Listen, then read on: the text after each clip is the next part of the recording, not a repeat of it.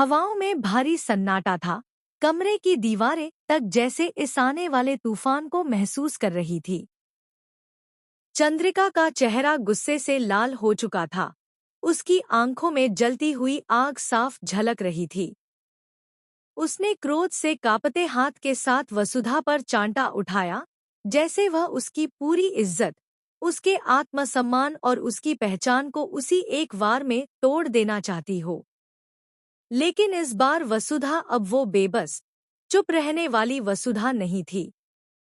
जैसे ही चांटा हवा में उठा, वसुधा ने फुर्ती से उसका हाथ थाम लिया। उसकी पकड़ इतनी मजबूत थी कि चंद्रिका कुछ पल के लिए खुद ही सहम गई। वसुधा की आंखों में दर्द नहीं, बल्कि जलती हुई दृढ़ता थी। उसने धीमे मगर सख्त स्वर में कहा, बस अब बहुत हो गया देवी हुकुम। आपने मेरे दिल के साथ खेला, मेरी भावनाओं को तोड़ा, मुझे पाप करवाया और फिर मुझे सबकी नजरों में गिरा दिया। आपने मेरे विश्वास को कुचला, मेरे रिश्तों को तोड़ा और मेरे पति देव सर की जिंदगी से मुझे दूर करने की साजिश रची।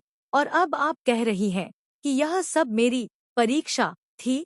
उसकी आवाज में ऐसा कंपाता हुआ दर्द था कि कमरे की हवा तक भारी हो गई। उसने चंद्रिका का हाथ और कसकर पकड़ा और बोली, आपने मेरी मासूमियत को अपनी चाल समझ लिया, मेरे भरोसे को अपने खेल का मोहरा बना दिया। आपने मुझे गिराया ताकि आप खुद ऊंची दिख सकें। लेकिन अब मैं चुप नहीं रहने वाली। अब मैं किसी की कठपुतली नहीं रहूंगी।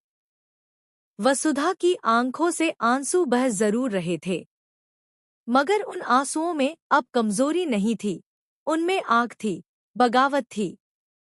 उसने तीखे स्वर में कहा, आज मैं इस घर से जा रही हूं, क्योंकि आपने मेरे दिल को तोड़ा, मेरी इंसानियत को रौंदा।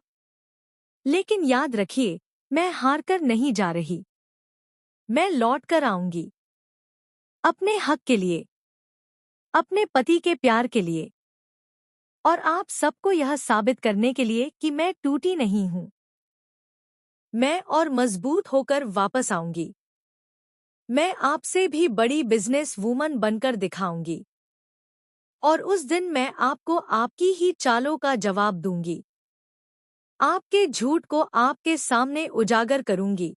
उसकी आवाज में इतना दर्द, इतना आत्मविश्वास था कि खुद चंद्रिका के चेहरे का रंग उड़ गया। चंद्रिका कुछ बोल भी नहीं पा रही थी, क्योंकि भीतर कहीं उसे महसूस हो चुका था कि उसकी साजिश भगवान तक पहुंच चुकी है। जैसे खुद किस्मत इस अन्याय की गवाह बन गई हो। दीवारों पर